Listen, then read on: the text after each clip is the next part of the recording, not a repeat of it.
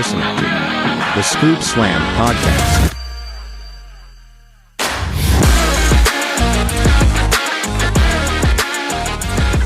Hello, everybody, and welcome back to the Scoop Slam Podcast. We missed last week, but we are back. A half pay-per-view review, a half PL or a full PLE review, and we are going to curse the name of Kalen DeBoer on this show. Here to join me, as always, the co-host, the historian, any name you have it, he'll take it. It is Ryan. Yo, Micah, good to be back here with you.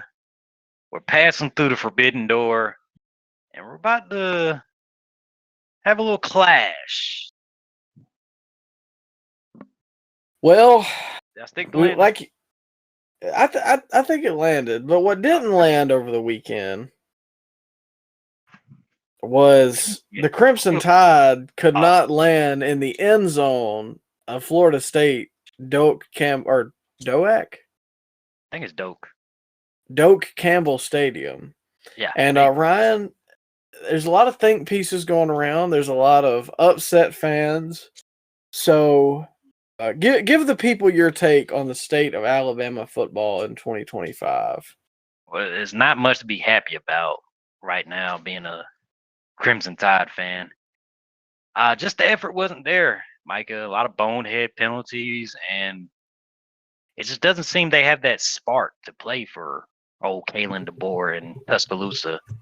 So we'll see. It's still early on in the season. We can still win the SEC, but for your first showing, the first game, great supposedly off-season training camp, to come out there and look so lifeless and just unmotivated, that hurt watching as a fan, bro. But we'll see. Kalen DeBoer, he's here for the long run. You can't afford to buy out his contract. We're still rolling the Tide over here, but a little less loud as we were a couple weeks ago. Yeah, I think ultimately, like I was pretty pissed Saturday, and I think rightfully so, because like you said, like we were told so many things about this offseason, and we had no transfers, and like we were coming out just ready to go, and that just didn't happen. So I think I really got to learn to temper my expectations, because we did have the greatest coach of all time, and now we just have a regular football coach. And I mean, that's not really a knock at Kalen DeBoer, but it's like, you know what I mean? It's just hard footsteps to follow in. I mean, it's not like, you know, it's not like Nick Saban was John Cena, so Roman could easily come in and like take the spot. I mean, this legend of the sport right here. Speaking of great coaches being embarrassed, Micah, you got any thoughts on Bill Belichick getting absolutely shellacked on Monday night? Well, I think the final score was about the age gap between him and his girlfriend, but I think that was less, actually. Yeah, it actually was, because it was 41-17. I think theirs is probably TCU's total points. It's 41, but I was kind of surprised, but I think there's a lot of variables in terms of like, if you are an upper level recruit and say you're based out of North Carolina, what would pull you to go to UNC over Clemson or South Carolina or even a Duke right now? You know what I mean? Like all those teams. Duke, come on now. Duke, hey, come on now.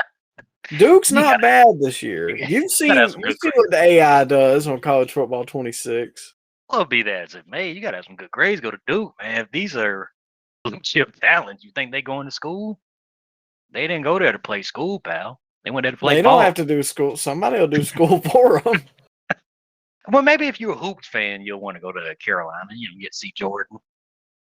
And you get to see Vince Carter. And Tyler Hansbrough. Hansbrough. Kobe White. Was he Carolina? I think he was. Okay. Yeah, I like Kobe White. Who's that guy? He plays for the Magic now. He was there too. No, no, I don't know who you're talking. On the Magic? Cole Anthony? Was he Carolina? I thought he was like 90% sure, but I'll look You, it up. you, But you could be right. You could be right. yeah, I don't know. I don't think it's over for Belichick. I think it But is. you think so? Already one game? Yeah, I do. I think the game's past him, and it just doesn't seem like his heart's in it anymore. Like it kind of feels like elder abuse, bro. Like I don't think he wants to be there. No, in fact, I know he doesn't want to be. You can't tell me that he still wants to. He wants to coach these 18, 19-year-old kids. Well, but if he didn't want to be there, why would he take the contract? Just the money? The money and his new, main squeeze. She probably wanted to go finish out her degree, man. Get a free ride. God. Is there anything wrong with that from Belichick's side? Is it just weird? It's very weird. Very weird when you're 74 years old and dating a 24-year-old. Yeah, that's weird. I mean, it is weird, but I think It's it's weirder from her standpoint than it is from his. Like, I can get why he would find her attractive. I can't get why she would find him attractive.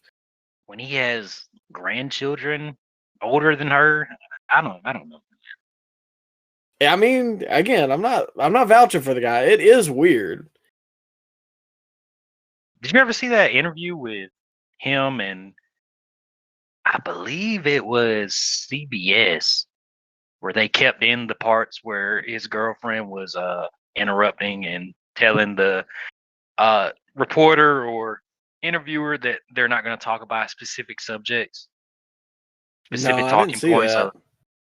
Like she would chime in. They left a part in where the reporter was asking Belichick how did he meet his new girl, and she just straight up interrupted and said, "No, we're not going to talk about that." And they kept it in the interview, bro. That's wild. Where did they meet? Like, where would a 74-year-old and a 24-year-old meet? The bar? Ask Jerry Lawler. I don't know. Well, ask Vince McMahon too. Oh well. Dude, I saw. I wish I could find it, but it was something that William Regal said to Jerry Lawler. On it was from like Raw in 2002, but it was very like lowbrow. Like if you knew what Jerry got in trouble for, then it made sense. But I can't remember what it was, but it was so funny. Yeah, he was Not at funny. Vince's 80th birthday party too. Jeez. And how old is Lawler now? I think he's around the same age, about 78, 79. Good Lord. And he just had a stroke a couple months ago. Again? I know he had one a couple, like sometime last year. I'm pretty sure I saw an interview with him and it looked bad. Well, I do hate that, but speaking of things that look bad, we had a double pay-per-view weekend over the last little bit. We were going to record last week. Some things came up. I was going out of town, and so same kind of goes. Like we didn't want to talk about it. Let's just be honest. We didn't want to talk about it. We didn't want to talk about it. I think some things were fine. Let's be transparent with the viewers here. We didn't want to speak about it. I think some things were fine, but neither of us were just itching to talk about the show. No, what matches from that card are you going to watch like 10, 15 years from now? Like, what has lasting, staying ability in that whole show, Forbidden Door? Not one match. Not one. Well, I don't think there's anything from Clash in Paris either. Whoa. I don't know about that. We'll talk about it later, but I think, your GOAT, John Cena, had a hell of a performance. That's not my goat, but we'll get there. To start us off, I do just have a couple things I want to talk about with Forbidden Door. A lot of it just kind of happened, and I was in the room for it. It wasn't per se bad, but it was just there. And so I think that's why I didn't really have like a itch to talk about this show. The one thing I want to bring up is the Nigel Zack Sabre Jr. match, or one of the things I should say. Which was, I thought this was a good match. It was good technical wrestling.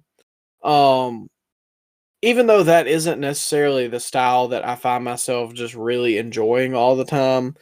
But my main takeaway from this, outside of the New Japan announcer being excellent and being a breath of fresh air instead of having to hear Excalibur go, "Oh, so swerve," every time he dives or does something stupid. But anyways, I just think it's funny that as prestigious as the IWGP Championship is, it's okay for Zack Sabre Jr. to wrestle Nigel, who's primarily an announcer, and that's okay. There's no outrage. But when Gunther, who isn't the champion anymore, has a feud with Pat McAfee, WWE, oh my God, how could they do this to Gunther? Poor Walter, if what I'm hearing's true. Yeah, you're 100% right, bro. I agree. I thought Nigel looked good in there. I could have done without Daniel Garcia there. What purpose did he serve there? Like, if he wasn't going to get involved in anything, why was he out there? I think that argument can be applied to Daniel Garcia as a whole in AEW, if we're being completely honest. Okay, yeah, you got a point. But yeah, I thought Nigel did good. Just like I think he did better than Pat, but I thought Pat did good in there. So that's my thing. Just call it like we see it. I'm fine with both matches occurring, but if you're gonna be pissed off that Pat and Gunther and they're fumbling Gunther, then why is this okay? That crowd was rocking for the Pat McAfee Gunther match. I can't say the same for that match with Nigel and Zack Sabre. There was a few times they came alive, but the whole night, bro, they were just sitting in their hands. They came alive for, gore spots and kickouts, which happened a lot, but they didn't really make a lot of noise that night. Well, I think the thing, I think you have a point, but also I think it's the style. So people can say whatever they want about technical wrestling. I know that some people love that kind of stuff. It's not exactly what I cling to. That's not to say that it's bad, but a lot of people really love Bryan Danielson and think he's the greatest wrestler of all time. And I do think he's great, but I just don't think that he cracks my personal top 10. However, when you go to the big spot matches, that lends itself more to getting crowd reactions. But no, so I can understand that, but I also don't like it when it's just spot fest. I disagree though. I think they just, they like the oohs and the ahs of the big spots, but they don't necessarily, have Hogan versus Rock level reactions during those matches. I think that's just how the AEW audience is trained. They only react to the big moves, and they only care when, I don't know, the ending, the actual ending happens. That's about it. No, they care for the ending that happens right before the actual ending happens, because every time they have to go over and do 2 more moves for no reason. Well, yeah, but yeah, that was Nigel Zack Sabre Jr. I just don't like Zack Sabre Jr. either. He does nothing for me. He's very talented with the chain wrestling, but I just don't see him getting over with an American audience on a weekly basis. But bro, if this is their top guy over there in New Japan, how crazy is that? I know it's a sad state of affairs. Look at the cupboard over there. It's they got Zack Sabre Jr. and Takahashi, which he's 5'6" and he's pudgy. So we're far, far gone from the days of Tanahashi looking like a Greek god out there, and now we got guys like 5'5" Takahashi. Where's the Stan Hansens, bro? Where's the Big Van Vaders? Where's those big imposing guys for New Japan? Do we have that anymore, Micah? Is there anybody out there like that? No. If they are, they're signed to either AEW or WWE. Like Who's Brody their top King star? could probably be crazy over there. Who's their top stars over there? Is it really Takahashi and Sabre? And Evil. Well, I think it says a lot that DDT Yeah. like Takeshita won it, and he's not even signed to New Japan. He's a DDT AEW talent, which I think Takeshita's amazing, but you know what I mean? Like, New Japan is so down bad because all of their top stars have either phased out or been stolen that they have to rely on a guy that they didn't even build. That'd be like I don't know, who's the top star in GCW? Nick Gage. That'd be like Nick Gage coming in and winning the Royal. Can you imagine that? Oh yeah. No, I can't imagine it. Maybe Nick Gage is a little too far. Who else is who else is in I GCW? couldn't even tell you who their world champion is right now, to be honest with you. Is it Shotzi Blackheart? Is he the world champion of GCW? The current champion is Effie. Okay, well imagine Effie came in and just won the Royal Rumble. I could think of about a million better possibilities. Well, that's like the same thing with Takeshita winning the G1. The G1 is the most prestigious tournament in all of Japanese wrestling, and a complete outsider won that tournament because New Japan stars right now it's bare, bro. We saw it firsthand on this show. This highlighted there are no stars over there. No, because most of the card was just AEW versus AEW. Yeah, and Takahashi, bro, is he? I guess he's the biggest. He's the biggest Japanese star they have, like homegrown, and that's sad. Yeah, he built like me. If we're being completely honest here, You're taller than him, man. You're taller. Yeah, but I mean, like, he's got my build, and I wouldn't want to be in front of everybody. I wouldn't want to be in front of 30,000. I think you're in better shape, honestly. I really do. They'd be cutting it close. But it's funny because like, people love Takahashi, and they're like, they don't say anything. Then they look at Jey Uso, they're like, oh, Jay's pudgy. Like, he has no tone. I don't know, man. Anyways, the Hurt Syndicate FTR Brodito match was odd, even though it was probably my favorite match up to that point in the card. But the finish was just botched and funky, and I don't think that it's a good idea. Like, I think they had something with the Hurt Syndicate 3 months ago, and it just feels like they have completely derailed them taking MJF out, and now they took the tag titles from them, and it just aggravates me because it feels like, does it not feel like they're being punished for getting over? It does, yeah. What went wrong, bro? Because that was the hottest storyline they had going, was the MJF Hurt Syndicate stuff.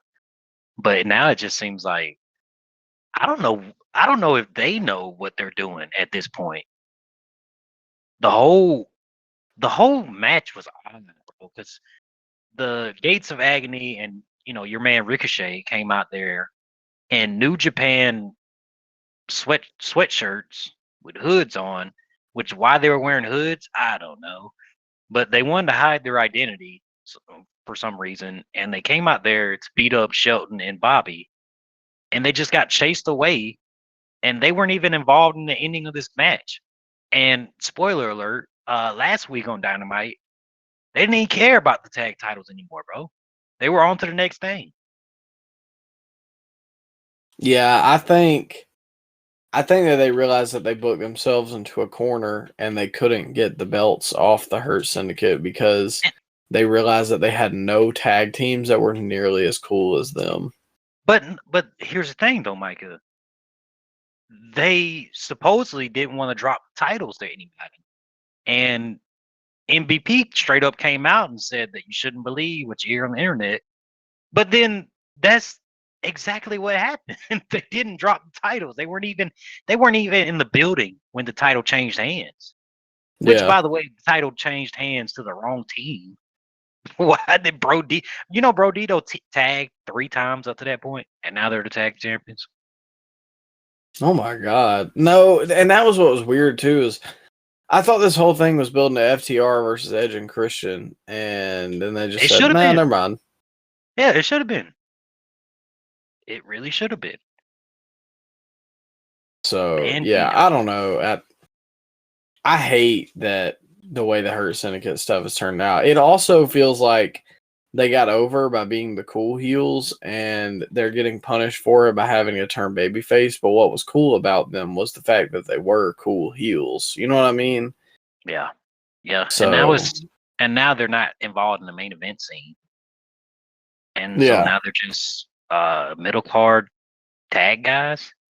But they don't take any losses to any other mid card guys, so it just seems like you're wasting them in the mid card. Because they are main event guys, especially Bobby. Oh, yeah. There's no reason Bobby shouldn't be facing Adam Page at this next All Out show. There's no reason. Well, he can't have bangers, Ryan. Bobby ain't gonna take no pin to that emotional cowboy. I can't blame him either. Well, I wouldn't be taking no pin to them either. Speaking of the emotional cowboy, we got Hangman Adam Page versus MJF. And I thought that this was a pretty good match up until the shenanigans started. It got heavily overbooked. Like, the thing is, too, so if Remsburg saw the foot on the rope, why even bother counting at all? He's the worst referee they have. Him and the corpse referee that always refs Young Buck matches. Rick Knox. Rick Knox, yeah. Yeah, Bryce is one of the worst referees, too. Well, I knew that I didn't care for him after the Invisible Man versus Invisible Stan. And I say that. I think it worked for a stupid indie show. Yeah. It worked for that audience. Yeah, but you can't take that kind of stuff. Like, I don't know. Bryce just kind of overacts. I wouldn't say he's the worst, because I would still put him over Rick Knox. I would probably put, what's the chick referee they got? What's her name? Aubrey Edwards. Yeah. I don't know. That would be a toss-up, honestly. Depends on the day. I like there's an older guy. A lot of the referees overact like that, man. Yeah. There's an older guy with black hair they have, and I like him. And then there's a black guy they have as well. Paul Turner.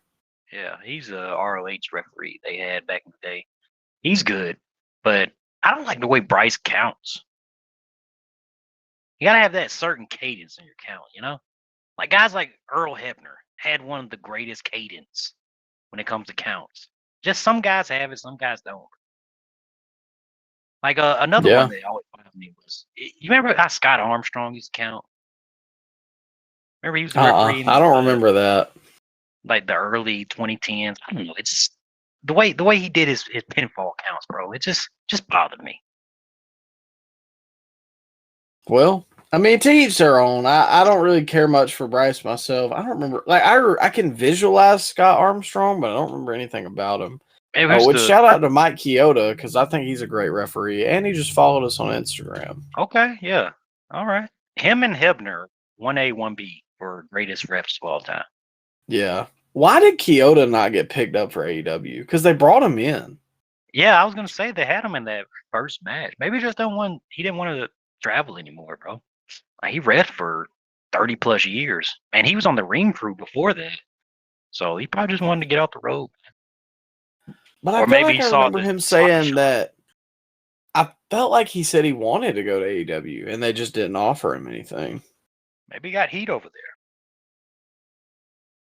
I mean, You see, yeah, they that could be true. They beef with what's that referee on they used to ref for WWE. He's on Twitter now. They always call him out. What's his name? I You know don't what I'm talking remember. about? Mm-mm. FTR always beefing on Twitter with him. I'm sure I'll think of it throughout the show, but what were we talking about? Paige yeah, and right. MJF, yeah, just got horribly overbooked, and yeah, that's pretty much all I got to say about it. The cage match, Ryan, is there anything you want to add from that?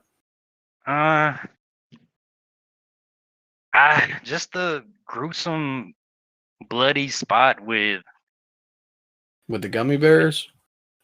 Well, yeah, I had to turn away for that, but no, with the gauges and Oh, Moxley, Darby's earring.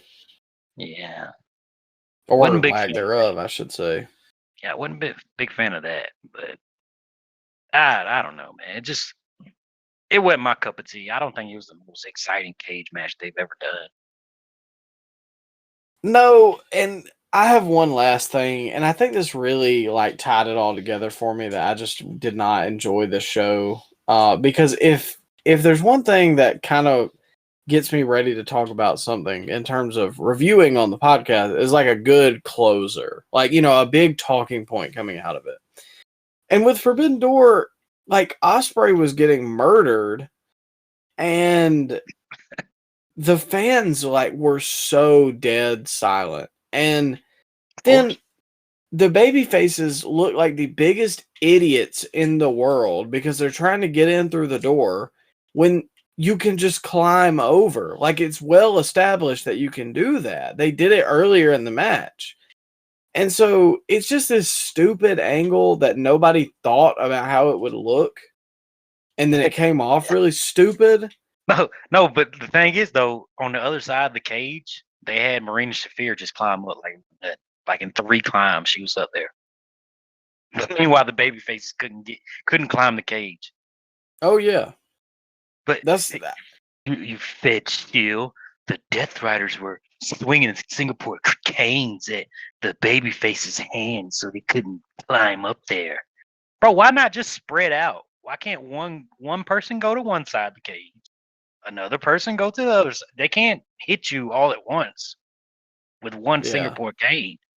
And also, Ryan, if you were getting jumped in the ring, I think I could withstand some Singapore cane shots to the hand to at least get over the cage. I might get beat up after, but I'd at least try and get in there for you.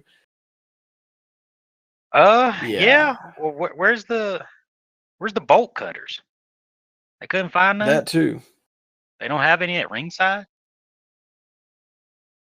Could the person that was controlling the cage not lift it up sooner? They couldn't get anybody big enough to rip the door off like Kane. In this company, no. Well, actually, you know what? No, Wardlow came back looking jacked. Oh man, we didn't even talk about that. Another member to the Don Callis family for no reason. How many guys do they have in that group, bro? I counted 12 the other day. I think they have 12. That doesn't sound wrong. They got let's go through it. The Don Callis family has Hechicero.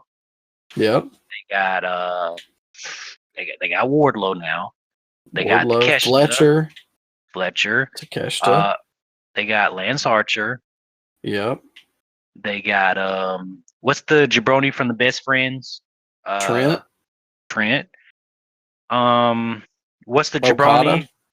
Okada. What's the jabroni that was the TNA big deal, and then he debuted, and we hardly ever see him now?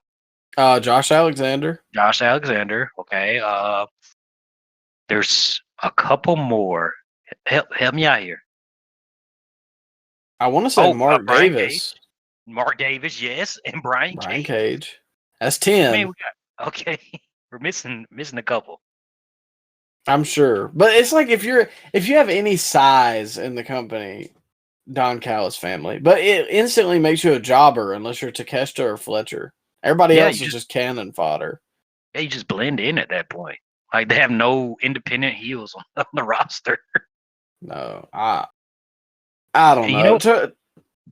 you know what they did to follow up on Wardlow's return, Micah? The grand plan for Wardlow's final Security return, guards? looking jacked. No, even better, Micah. He just stood in the background. Nothing to say. Silent Wardlow returns. I would What a just paired him back fumble. up. I would just paired him back up with MJF, bro. I don't care if it makes no sense. I don't care. I mean, Paired him honestly. back up. You should have paired him back up with MJF.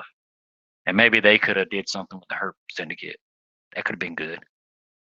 Yeah. And it would actually be very easy to explain. Wardlow could be like, the greatest heights of my life were with MJF, so why would I not go back? And the lows of lows, bro. That was actually the start of his downfall. The MJF feud. Because remember MJF no-showed an event right before the show? Oh, and just yeah. kind of completely took all the steam off Wardlow. And to follow up the feud with Wardlow, he cut that work shoot promo on Dynamite, and nobody was talking about Wardlow. Yeah, Remember and that? then they put him in the feud with the security guard. Oh, yeah, because I was like super locked into AEW at the time. And then Wardlow just, I don't know, man. I feel for him, like, genuinely. He got did wrong. Yeah, he's back now. But yeah, Forbidden Door, I mean, they had a good crowd for it, but it's just kind of another Forbidden Door show. Like, I've never really liked any of those, and I don't really. It just felt bleh, like it was just blasé. Nothing really grabbed me. It's time to close it. This should be the last. Let's close the Forbidden Door. It was probably forbidden for a reason. Yeah, I agree. Until they get some better talent in New Japan and work on them, I don't think we need this pay-per-view anymore. No. Especially when it just becomes AEW versus AEW with a cool logo slapped on it. You know what I mean? Yeah.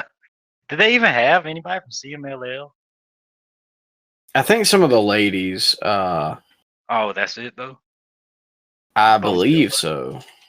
And, Yeah, I forgot to mention her too. I don't think she's gonna be in Japan very long. Is she in Japan? I thought she was in Mexico. No. I think she was signed to Japan. Oh, okay. Or maybe the UK scene. Regardless, she's probably getting picked up by AEW or WWE soon. She was really good in that match. And she's like really young. She's like 20. Remember that's how Stephanie Vacker got picked up from one of those I think it was the last Forbidden Door shows. Yeah, I think it was too. Okay, well, But shout out her. speaking of being across the pond, we will venture over there to the country of France for Clash in Paris over this past weekend. Right off the bat, I thought the stage was very cool, inventive, and It was nice to see a different design other than just big screen. Yeah, But I agree. It was a packed house too, 30,000 people. Yeah, and they were loud. Which is, I mean, we both remember that battle that they did. They were freaking for AJ Styles. I actually think they did less of the sing songs than the crowd and Leon did, so I do appreciate that. I enjoyed this crowd way more than the Leon crowd that they had last year. Yeah, I agree with you because that's the only thing. They start with that Cody Rhodes, Cody Rhodes, like, and it just goes on and on and on. It felt like they were just there to karaoke all night. With this crowd, they actually did come alive at the right spots, not just to, get their stuff in and be smart asses and sing songs all night. Yeah. Well, the first match of the night was Bronson Reed of the Vision versus Roman Reigns. And I started by writing, Bronson better win this match. And that did not come to fruition. I started with wow, this match is happening 35 minutes into the show. Can we speed things up a little bit? Well, it only got worse because with including the after angle, which we're going to talk about probably ad nauseum. I think this whole thing went through the first hour of the show, and everything else was in the back 2.5. Yeah, it did. In fact, the aftermath of this match was probably the same length of the actual match. It's like it went on forever. I know. I kept skipping forward 10 seconds, and it was just still in the same spot. It was like, I was like, dude, is it fast forwarding? Like, am I moving at all? I could not believe my eyes. But the crowd was super hot. The match overall, I thought was fine. Very typical Roman match where it's the big moments, which isn't a bad thing. But I just can't come to reason why Roman won this match. This is the first one-on-one Roman match we've gotten all year. Can you believe that? That's crazy. That's a crazy stat because he's been. I know. I mean, he hasn't just had like a ton of matches, but he's had a good bit. He's had 5 all year. Okay, well, it feels more than that. Yeah, it does feel more. He's had 5 matches all year. I think Bronson could have gotten put over big with a victory over Roman. But I think maybe they're saving that for Braun Breaker. They're saving that moment for Braun Breaker, which I don't necessarily hate. But yeah, Bronson Reed could have took the win, and Roman wouldn't have been. This is the first time that Roman is in like a solo babyface run where the crowd's actually accepting him. It's crazy to think about, but it really is. It is kind of wild, like, and all it took was for him to be just the most dastardly heel for about 5 years. He debuted on the main roster in 2012, Micah. This is 2025. This is the first time Roman's been accepted as a babyface. It's insane. I'm about to say since what, 2013? Because the Shield became like renegade baby faces. That's insane. But hey, still better than Seth though, right?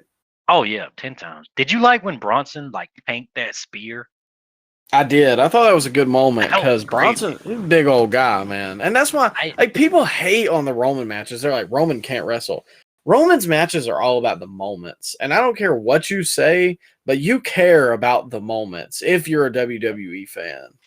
I think Roman has good matches. I enjoy his matches, but people online will tell you that he's not good because he's more smooth in the ring than Cena ever was.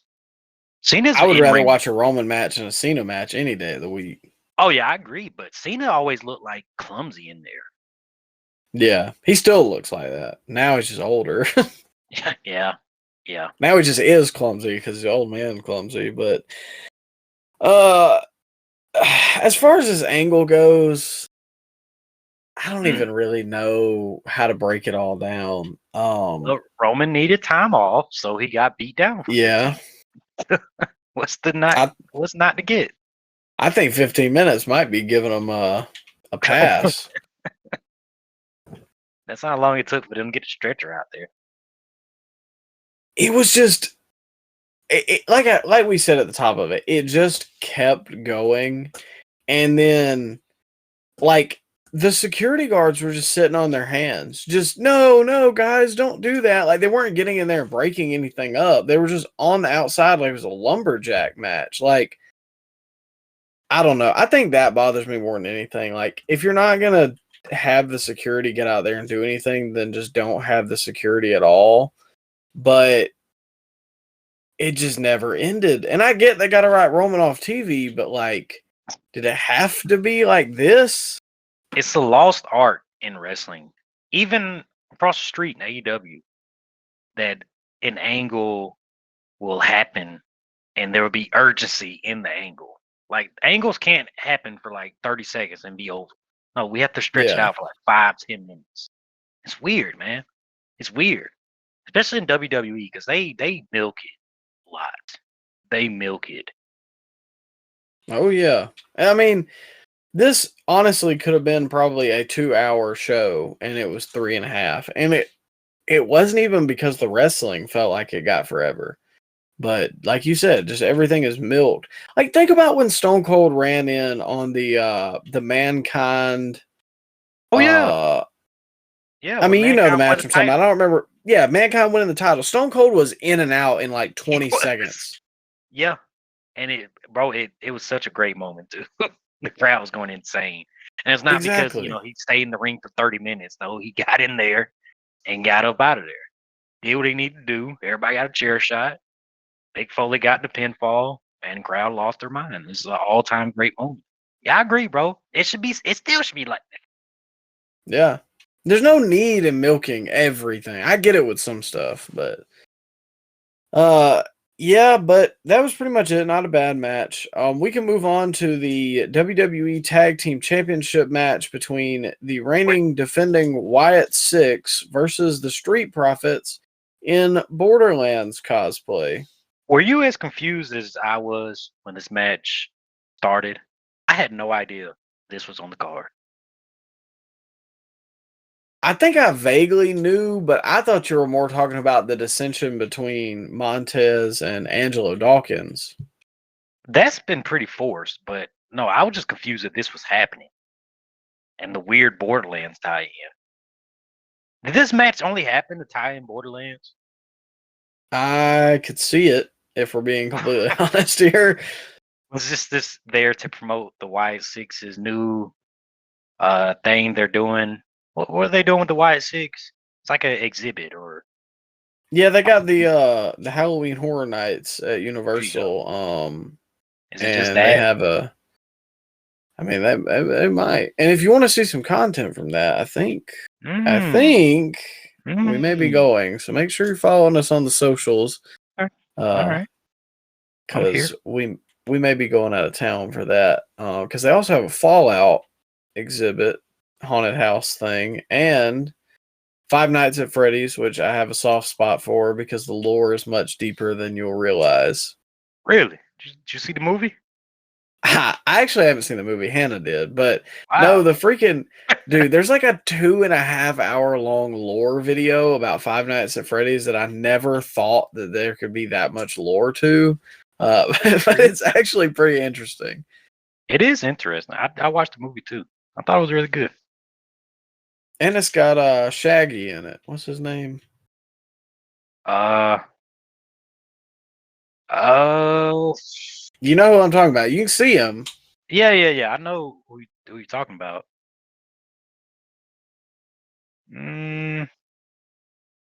Well, Google it, ladies and gentlemen.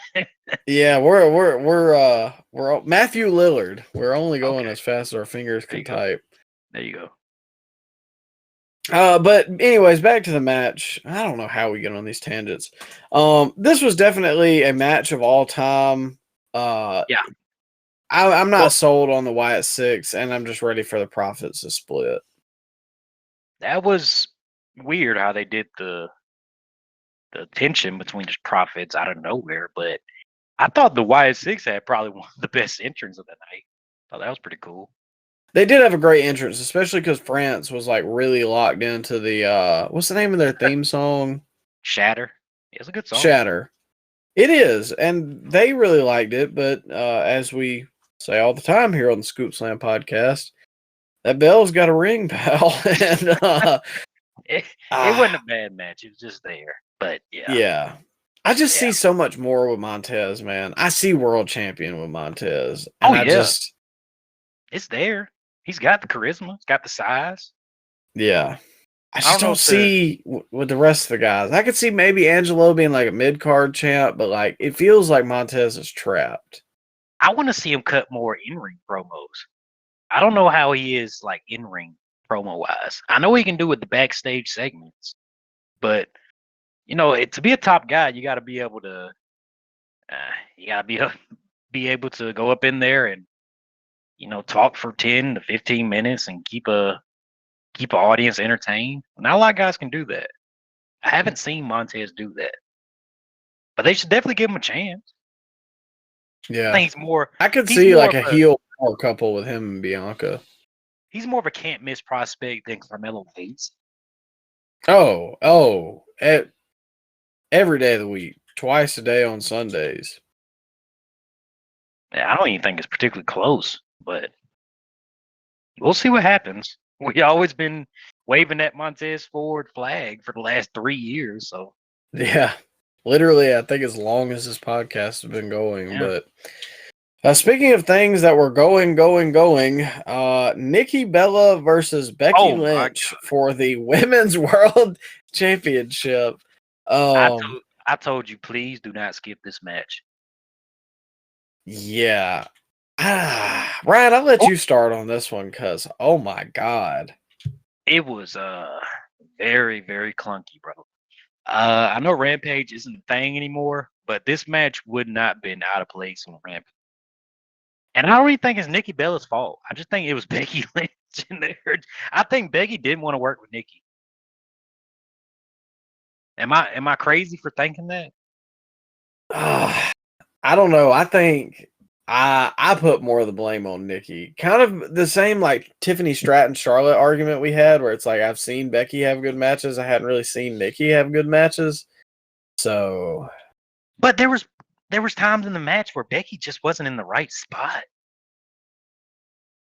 Like Nikki went for her signature, kind of like a disaster type kick that Cody Rhodes does, and Becky wasn't even close. She was like 5 feet away.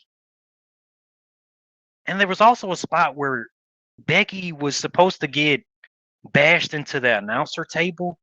And it oh just looked God. so bad, so fake, so phony.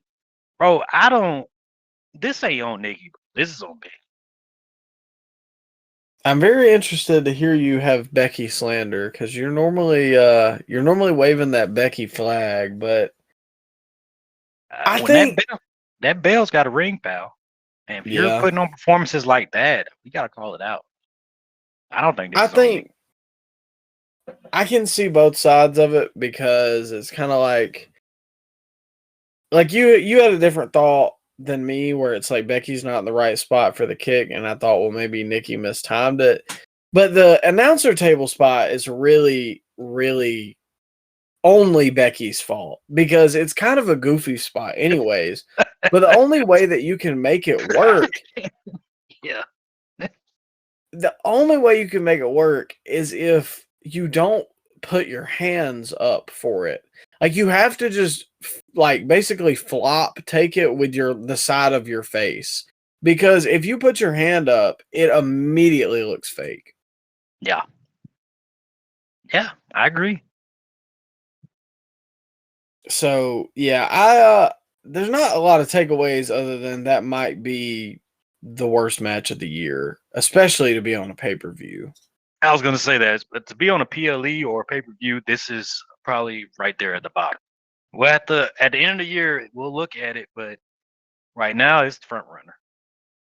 Yeah, because that's the thing too. Like you can have bad TV matches, but when you elevate something to be like because this is the only women's match on the card, so that's kind of especially recently, like that's kind of an honor, and to be this bad in this stage with this crowd, I don't know, man. It don't get much worse.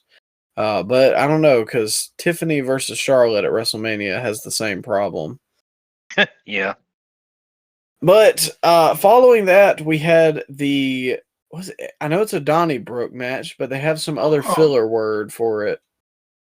I thought it just was a Donnybrook match. This is the 4th Donnybrook match they've ever had.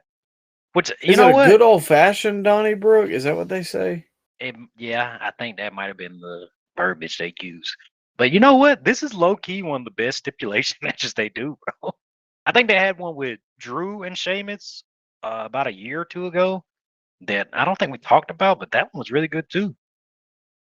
Yeah, I do remember liking that one. And I think part of it is just because Sheamus is a really good wrestler, and so it's kind of his stipulation. So he usually makes it work. But there's always something in these that we don't normally see. And with this, I thought that was the fight like on top of the whiskey barrels. I thought that was a really cool visual because it looked really dangerous. And then Sheamus does the white noise off of it onto the tables, but also Rusev had the his finish. I can't think of the name of it for some reason. Accolade. The accolade. Yeah. He locked that in, and I was like, dang, that's brutal, because you can imagine like just either one, the wood with the splinters, but two, the like lips of the barrels, and Sheamus is just laying down on it. Like, I'm sure that junk hurt. Yeah. Yeah, bro. It was a lot of brutal spots, and the shillelaghs and the Singapore canes, the chair shots. Like they laid some stuff in, bro. Wasn't this the match that you think that Sami Zayn and Karrion Kross should have had at SummerSlam? Didn't it feel like that should have been the match they had? Yeah, I mean, they needed a big stipulation, but the problem was they had already thrown so many steps on that card that I don't think they could do it for that one. And they were just ready to get Kross up out of there. Hey, do you blame them? No, I don't. You know, this is only the fourth time Sheamus has tapped out in his career. You want to take a guess of who has tapped out Sheamus? Oh boy. Well, let me go John Cena. Yeah, you be ready, of course. Is that only once, or is there multiple occasions of that? They didn't specify, but Cena has tapped out Sheamus. Yes. Okay, let's go Cena. Let's go Brock. No. No Brock. Okay, let's go Roman. He had a submission finish for a little bit, didn't he? He did. He had the guillotine, but he didn't tap out Sheamus with it. No. It's a couple recent guys, a couple recent world champions. Recent world champions. Well, Yeah, I don't like remember in the Seth having a submission. Within the last 3 or 4 years. Gunther? Yes. And then one guy is in AEW now, but he was a world champion in WWE.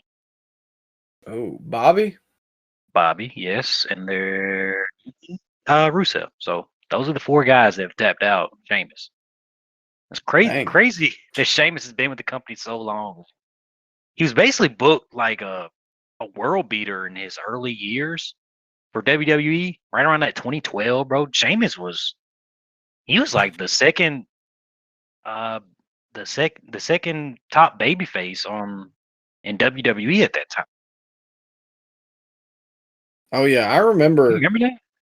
I remember the Like, Daniel Bryan feud, like at Mania, he was huge. And when he first came in, because it was a really weird time of my life. I was going through a lot that we don't have to get into, but I was a kid. And so I remember being at this family friend's house and him winning the King of the Ring. And then like shortly after, I think he won the WWE Championship because he pushed Cena through the table. And I was like, I thought it was like a botch as a kid. He was booked to be a world beater early on, man. And then just something, they lost confidence in him around that 2013 mark. And he was just kind of floating around for a long time. I mean, he was still, they still protected him mostly, but he was never at that point where he could, believably beat a John Cena or believably beat CM Punk. He was never at that level anymore. Yeah, and I missed the whole bar run, but a lot of people love that too. Oh yeah, that was a great tag team. It's crazy that Sheamus has actually, if he was half the wrestler he was, the way that he is right now, back then, I would have liked Sheamus a whole lot more because I think he's done his best work in the last 10 years. Yeah, he has like. Anytime you put Sheamus in there, you know it's going to be a good match. And especially with Rusev, because they're such similar styles that they just beat the piss out of each other. So I very much enjoy their matches on Raw. And then I thought they had an excellent blow off here.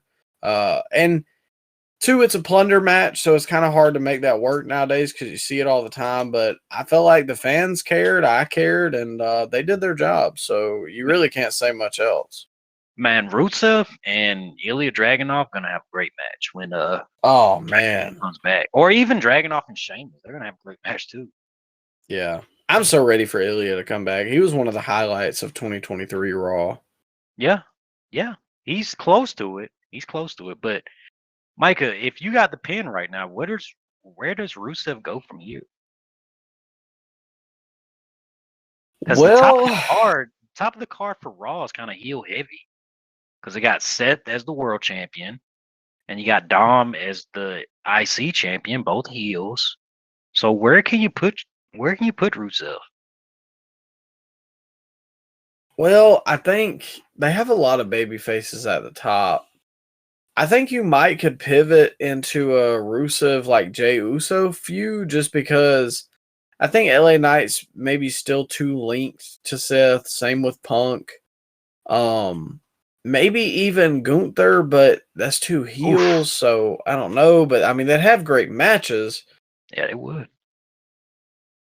Maybe it's But I time don't know. Gunther turns babyface. I don't know though. You think he can make that work? Well, he could just be. He doesn't have to, kiss babies and shake everybody's hand. He can just be kind of a tweener type guy. I could see that. I mean, I would really be down for their feud. I just have to see how they work it out. And currently, I don't have much faith in the WWE booking. So, oh well, yeah, you got a point. Yeah, I don't know. Maybe you might could do something with AJ Styles. Oh, okay, I like that. But I think that's probably your only options. I would have said maybe Sammy, but he's on SmackDown now, so that won't work. But shout out him. He's the United States champion now too. Yeah, Sammy Hogan. He's coming in to just beat everybody. I'm fine with that. If he's gonna beat I am Solo, too. I'm fine with that. Yeah, I don't know, man. The Sammy Hogan hate's overblown. I still like Sammy, so Yeah, I'm sure we'll talk about SmackDown. We'll cover that next week's show. But yeah, good old fashioned Donnybrook. Thought it was a really good match. This was the best match up to this point in the show. Oh yeah, 100%. Now I don't think it should have got 5 stars like Dave gave it, but did he give it 5 good. stars? Really? I think he did. Don't quote me. Let me do some research. Wow. That's crazy. If anything deserved 5 stars on the card, it's the match we're about to talk about. But I don't even think that was 5 stars. Yeah, that's the same thing I said. Yeah. Hold on. Let me make sure that this is like a reputable source. But I thought that I saw that somewhere. Shout out Rusev. Yeah, that's really all you can say. Yeah. The Redeemer. Okay, so it may not be from a reputable source. But I'm sure it'll be close. I see a lot of people on here giving it Do you 4.5. Do you think Rusev's been a little overhated online so far on his return? I think so. I think WWE just has a slow burn type deal that they do with everybody now. Even like Penta. Like, remember he came in and he was doing really good, and then he lost to somebody like kind of early, but it was still fine. Like, they're slow burning everybody when they first come in. Even Punk, like, he didn't immediately start. He didn't lose, but he wasn't like mixing it in with the top guys and just like dominating everybody. Like, his first real feud was Drew, and he lost one of those matches. So, I just think that people expect what AEW does, which is they get these new guys in, like a Bryan Danielson and a Punk, and they immediately fling them into the top, which is fine. Like, I'm not hating that, but there's not really a spot for Rusev to be at the top of the card right now. We just talked about it. There's no babyface champions on Raw. Yeah. I think they could have done a little better, but it's just the way the booking is in 2025. The theme song isn't doing him any favors either. He needs some different theme. Yeah, bring back his old one. I always liked it. Yeah, it was good. But next up, we've got the GOAT, some would say, but I wouldn't. John Cena versus Logan Paul. And initially, seeing Cena come out, I just have one question because he got a next level reaction.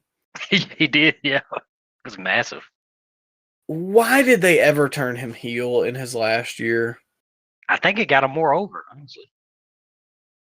I mean, it might have, but I still just, I don't know, man. I have like such a bad taste in my mouth about Cena right now. I have the same feeling with him that I do with Moxley, where it's just like I'm just ready to be done with you. Like I need 3 months where you're not Oh, here. well, don't watch Dynamite, son. He's still all over that show. I But yeah, know. man, a lot of people blaming The Rock that he sabotaged Cena's last year. So I guess we can blame Dwayne. That's what the internet tells me. I'm not hearing it. I've tried to prove that point to people online, and they're like, I always hit them with the how is it still The Rock's fault when we're 3 months removed from the initial turn?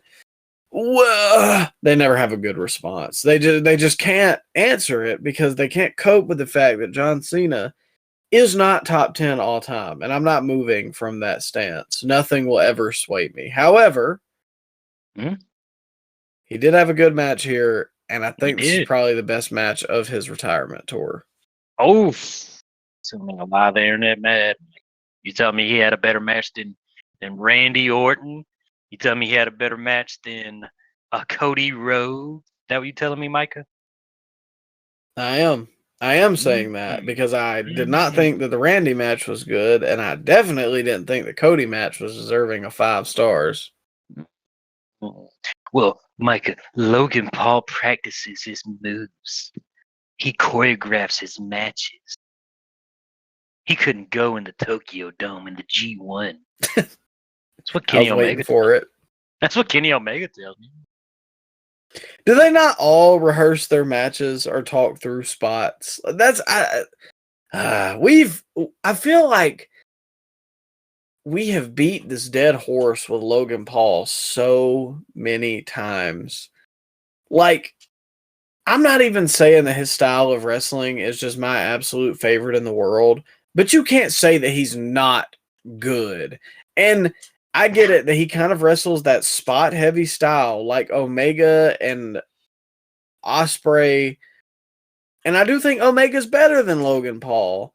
But I will say this, Logan Paul wrestles a spot heavy style, but he still manages to sell things. And that is the biggest difference between Osprey and Logan Paul. I think he's. I don't. I think he looks the way he wrestles, bro. I know you just talked about the spot heavy stuff, but it just looks so different when he does it. It looks more athletic when he does the stuff that normal wrestlers do. Like it feels like it has more. It's more graceful. It looks more aesthetically pleasing. I can't really describe it, man. But Logan Paul, I don't think we have a wrestler currently that in the mainstream that has more entertaining matches than Logan Paul does. Every time he's out there in a one-on-one match, you're gonna get your money's worth. And every time he's in a tag team match, bro, he goes above and beyond, and he stands out even when he's in a tag match with a bunch of legends. You remember that tag match he had at SummerSlam? Or the tag match he had Money in the Bank, bro? He was the star of the show both times. Yeah. And I'm And just tired. I'm tired of people pretending like he doesn't have good matches, bro. well, it's not even that. It's people want to take their moral high horse about Logan Paul because he is a piece of crap human being. But Well, all so of are them are. most of the wrestlers you like. Yeah, all of them are. You think your So, your your goat Cena? He was just at the 80th birthday party of Vince McMahon, which everybody wants to go away and curl up in a hole and die. John Cena's still sticking up for him. and not only That's, that, but we had a conversation, I want to say on the last episode, that it's like people act like Cena didn't politic. Like Cena didn't ruin careers. oh yeah, Like Cena didn't ruin the Nexus. And I mean, there's countless guys that should have gotten punch him right. over on Cena, and the only two that I can ever remember are AJ Styles and CM Punk. Yeah, yeah, that's correct. And one last thing, say what you want, because the fans did reject Roman, But Cena also did not help that whenever he was able to just go out there and cut Roman's nuts off and Oh do the yeah, stupid behind the scenes talk that he did the same thing to Austin Theory too. But it's okay when Cena does it because we liked him when we were kids. But Hogan, oh, what a horrible politicker. He ruined WCW and the WWF. that's a But good point, man. He did. He straight up neutered guys on the mic, and he took liberties that other guys couldn't take on the mic. that's the He did GOAT. that. The Yeah. Unseen 17. They still do that. Isn't that more of a heel thing to do? They still announce. Yeah. That and they're like, and here for the last time. Like, I don't know. It's kind of odd. But Yeah. yeah, I thought the match was really good. The fans were going rabid for Cena throughout the whole thing. Talking about Logan. But this should have been the main event. Oh, yeah. Especially with the way the fans were reacting. Yeah. Talking about Logan being graceful, he got up there on a frog splash. I don't even want to say this because I know what it's going to get online. But outside of like Eddie and RVD, I might have to throw Logan's frog splash in there. Well, give some love to Tez now. Tez got a good one too. He does too. He gets a lot of air. But Logan, like, it's because of the full extension that he does, where he like fully reaches between his legs to do the frog action of it. Yeah. I don't know, man. He does have some kind of, well, I don't know how else to describe it. Okay, it works. Yeah, there is something a little indescribable about Logan. And I don't care what you say, but he literally doesn't have to do anything but just look at the crowd after he does a move. And the people just, boo, like they hate him. And it goes back to the old saying, less is more. Kind of like a new age Shane McMahon out there, bro. Because he's not a traditionally trained professional wrestler, but when he's on the card, he's gonna give you 100%, and he's probably gonna have at least the second or the best match of the whole entire. Yeah, I actually think that's a really good comparison, like a more athletic Shane McMahon, because Shane was never the most athletic or the most physically impressive. But daggum, he gave it everything every time he was out there. Yeah. And so does Logan. Mm-hmm. Can you see WWE champion Logan Paul? Can you see that? I've never thought about it because I personally wouldn't go for it just because I don't like part-timers having the belt. I think the only exception to that was Roman, but that's because he was in his reign already.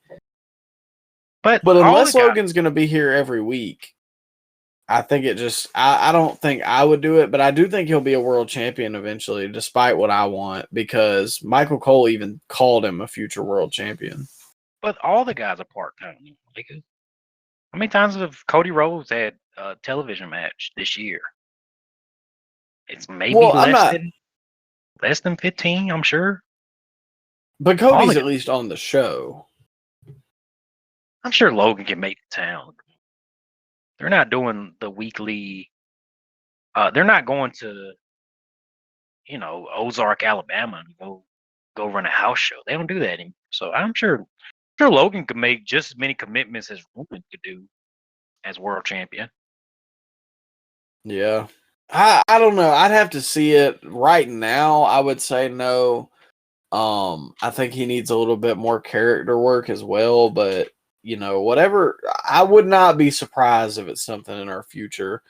I also thought Logan doing the zigzag was a cool callback. I haven't seen one of those in a WWE ring in a while. Cena hit the Hurricane Rana into a code red, which was a little fumbled, but it was a nice spot. The people really went crazy for it, and it did kind of make me think of being a kid and those old Punk Cena matches, when he would just bust out the moves to do anything to beat the guy. And towards the end, I thought they did rely on the finishers a lot, but I think Cena's just at that point where that's kind of what he has to do. They might could have trimmed 5 minutes off of it, and I think I would have liked it a little more, but I still thought it was excellent and the best match of the night. I think Cena said after the match that it was kind of a love letter to a lot of his past opponents because he hit the Styles Clash in this match too. They hit the End of Days, which is Baron Corbin's old finisher. And what else? Cena hit the Angel's Wings. Who in his career had that finisher? The only person I can think of having that move is Christopher Daniels. Who else had the Angel Wings? You know what move I'm talking about, right, Micah? Oh yeah, I don't remember who had it, but I remember when he hit it because I was like, "What in the world?" I don't think I've ever seen Cena do that. We had the Cesaro uppercut. They had that. I think Logan actually hit that. Yeah, Logan did do that one because I remember Cole mentioning him on commentary, and I thought it was kind of funny just because you typically, they tend to not mention AEW guys. Well, Cesaro's not AEW. Oh well, yeah, I guess that's a good point. Yeah, the crowd was so nuclear throughout this whole match, and they weren't just chanting, the silly songs like they were in Lyon last year. They were actually locked in for this match. Yeah, and what I thought it showed. I was gonna say they didn't leave the ring once. Did you notice that? I did not pick up on that, but kept it on the ring, pal.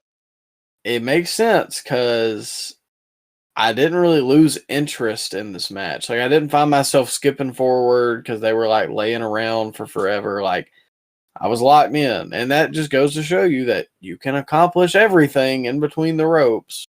Yeah, and Cena had his working boots on, bro. We'll give him credit for that. It's crazy that he had his best match 9 months into his retirement tour. So you do agree that it's his best match? Oh yeah. I was just doing my best IWC impression earlier. I do think this was his best in-ring bell-to-bell match. It was different. You were just rage baiting me about it. Yeah. There's the Cody Cena match at SummerSlam was long, but it was a garbage match. It was a lot of plunder, so you really couldn't grade that on the same scale as this match. This match I thought had it all. Maybe they hit a little too much finisher spam, but that's more of a modern wrestling thing. But other than that, man, this is great stuff. 5 stars in my book. 4.5, I think. I don't know. I can give it the full 5. The only thing that bothered me about, I'm not even upset about Cena doing the finishers of other people, but it's more the fact that he hit like 6 AAs, and then especially at the end, like he hit one, and then Logan punched him, and then he just hit another one, and it just like bothered me because it was like it kind of felt AEW-esque where it's like we could have just went to the finish with the one and called it, and everybody was up for it, but they extended it for no reason. Well, man, come on now. The A hasn't been a finisher in 15 years? That's more of a transitional move at this point. Do you know this is Cena's first one-on-one clean victory since 2018? Do you know that? Oh my God. No, I did not know that. You want to take a guess who the last guy he beat clean was? Let's guess. Let's go Baron Corbin. No, Triple H. Oh my God, in 2018? Yeah, pal. 2018. They had the match. They had the match in, I think that was Australia. It was like the first Super Showdown. Yeah, I was showing down somewhere else. I didn't catch that one. Okay. Well, speaking of things we did catch, the Fatal 4-Way main event for the World Heavyweight Championship. I wasn't a big fan. I didn't take a. You said you were or weren't? I was not. I was not a big fan of this. Really? Yeah, I didn't particularly like this. And maybe just I'm tired of the 4 ways and 3 ways, but I didn't think this was that great of a match. I thought the ending sequence was unique. Other than that, no, I didn't particularly care for this right here. I think I am a little multi-manned out, which has kind of been the theme of Way too many the year. with both companies. But oh yeah, it's not just one. It's definitely a problem with both. Because even like the AEW main event of Forbidden Door was a freaking 10-man cage match. But I don't know. I kind of like the dynamic here. You know, they would work together for a little bit and then realize that it was every man for themselves. And it wasn't just like one spot at the beginning of the match. Like even later on when Punk was like trying to get him to go through the tables and then Jay just randomly super kicked him. I don't know. It kind of kept me interested to see how it was going to work throughout the rest of the match. Okay. Yeah. I mean, it was there. It definitely, I think the Cena Logan Paul match should end the show. Oh yeah, it was better. Like I'll 100% give you that. Even as like a big Punk fan, I thought Punk had a good performance, and I like LA Knight. I like everybody in this, but Seth. I will say Jay's entrance I thought was freaking nuts. Which it was a packed house, but those people were going ballistic for him. And the whole Yeet thing, obviously. And then going into the finish, I thought Punk's elbow on Jay's splash pin was unexpected, and that was mainly due to the way that the camera shot it. Because it was like back it up a little bit. Logan Paul going through that announce table was pretty crazy too. You mean LA Knight? Oh yeah, what did I say? Logan Paul. You still got Logan on your mind. Yeah, LA Knight. You're fantasizing and salivating yeah. over Logan Paul. Like, oh, that's why I could remember fantasizing, but I couldn't remember the other half of what he said. But yeah, I did think that was cool too. LA Knight going through the announce table. The only like bad part was when Punk went through the table and not really, and it was kind of just because he did the like Peter Griffin roll whenever Peter gets hit, and so he just like bumped into it and then fell off. Yeah. You see, after the match, he went up to the table and stomped it. Oh no, I didn't see that. Yeah, he went through. So he went up to the table and just like hopped directly on it with 2 feet, and he broke the table, and he got a big pop from the crowd. Good guy, Punk. Yeah. Well, I guess that kind of brings us to the finish, which is obviously the major talking point about this. Punk gets Seth up GTS. He does the bounce off the ropes, which call back to the Moxley match. And I'm sure they've done that in other places, but that's what I immediately thought of because he did the same thing to All Out 23. They did the same thing in the January 6th match they had on the first Netflix run. Well, you said January 6th too harsh. I started thinking of something else. Oh, man. Well, I mean, Jericho's coming in, I'm sure. He'll know all about it. He can tell us all about it. First-hand account. But anyways, yeah, and I think maybe that's something that they're trying to keep current with, like Punk versus the Shield members, because Punk is very much tied into the Shield lore. He brought them in storyline. Yeah, and he handpicked them, except he wanted Chris Hero instead of. Well, he can't be right all the time. Yeah, I mean, you know, what about Leaki was not going for Punk, man. But Leaki, come on now. Real ballers know about Leaki. You could. But then we get the classic Solo Sikoa fit, the hoodie, all black, and but this time a much thinner frame, and it turns out Becky Lynch helps Seth retain his title, and so now she joins the power group in the starring as Marina Shafir in the Seth Riders, played by Becky Lynch. So here we are, Ryan. How did you feel about this, and how do you feel about Becky in the group? I'm actually a fan of this.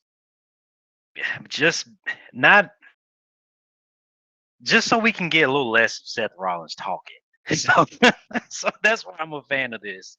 And I think they can tell some captivating stories with Seth in the background. You know, he's just sitting down in the chair over there. Mhm. You know what I'm saying, Micah? Yeah, that popped me.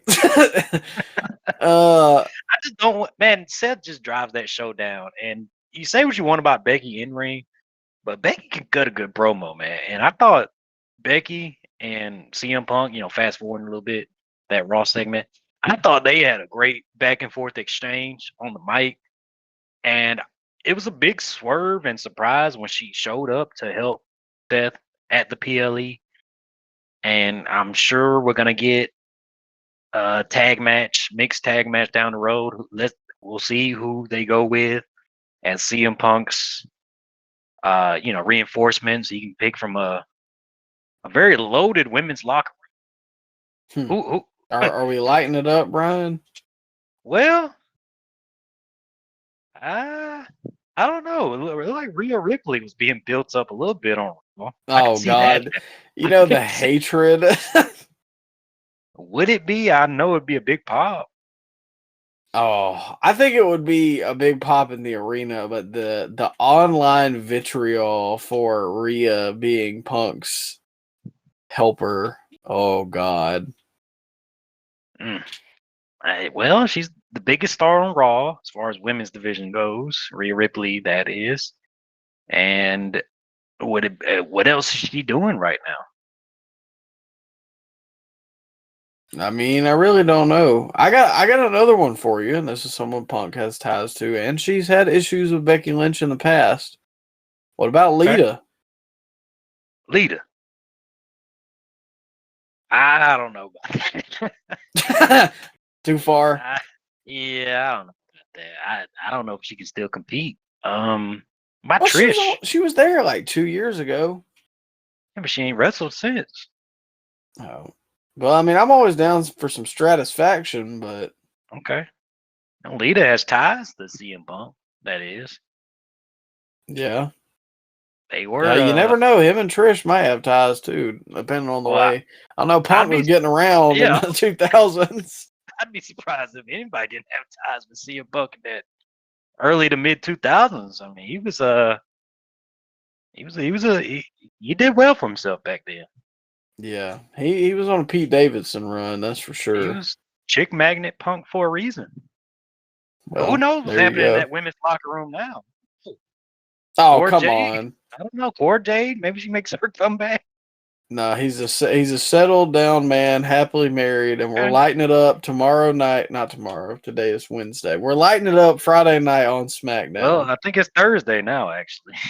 Oh yeah, well, late night scoop here as always. Scoops. Hey, Matt Riddle told me Cora Jade and CM Punk had something. So maybe she's the mystery part.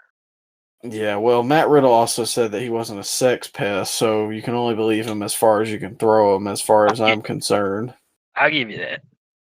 They're all rumors, but something about Matt Riddle just kind of feels sleazy to me. I don't know the guy. I don't know him personally. He could be a nice person, but he's still slandering Matt Riddle's name, even after he's been released. You're still finding ways weekly to slander.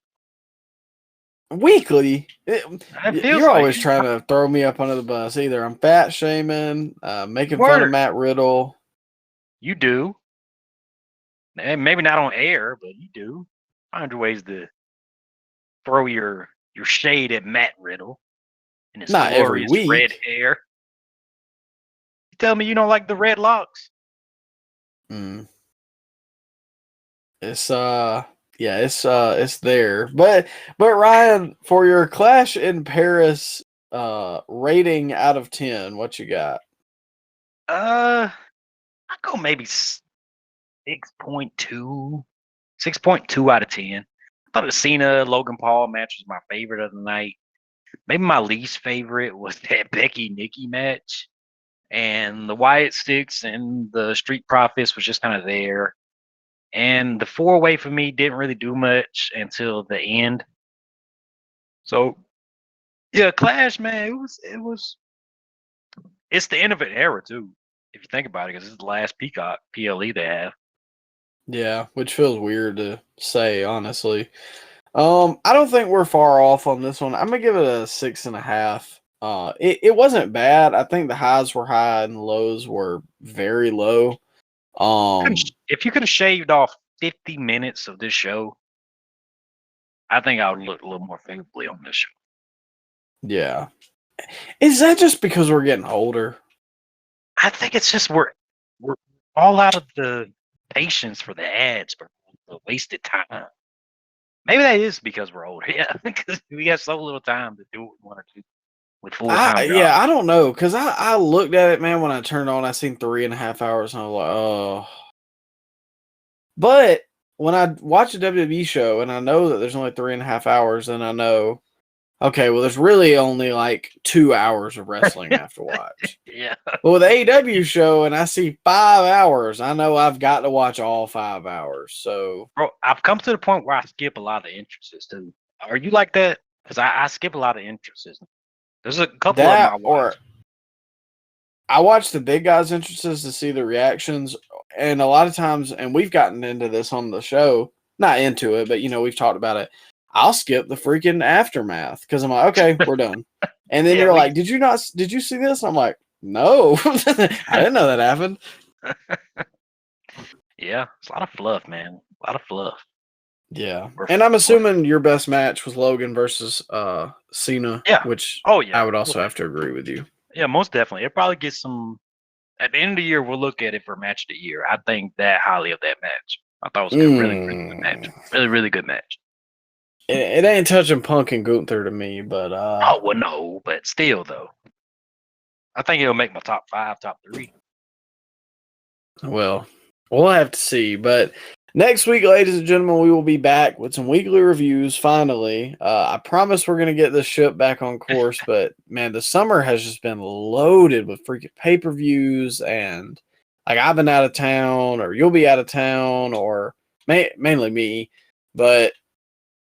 Or, just sickness. I had COVID 1 week. So it's just always been something, but we're trying to get it back on track. We got a loaded show coming up because in 2 weeks, we got All Out and WrestlePalooza. Oh, God. That WrestlePalooza show is going to be loaded. Oh, Jesus. That's going to be a 2-hour review show. That's the same day. And I think it's on Sunday, ain't it? On Sunday. Or is it Saturday? It might be Saturday. I think it is Saturday, actually. But we got college football that day, man. It's going to be a loaded day for us. Yeah. Well, that's the thing, too. I hate now when they're on college football days because I'm like, man, I'm like overstimulated. I can't pick what to watch. But, yeah, we've had a really good year. I don't think I've said it on air since last time, but we hit 10,000 followers on TikTok. So, give yourself a pat on the back if you're following us on TikTok. We really appreciate you. And we are super close to 4K on Instagram. So I'm really excited at the end of the year. We're only in September, early September at that, to tally everything up and just see the growth that we've had. But we appreciate all you guys. Come back next week for our weekly review. Make sure to take care of yourself over the weekend. Watch some college football.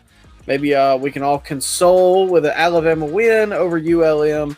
But as always, take care of yourself and have a good one.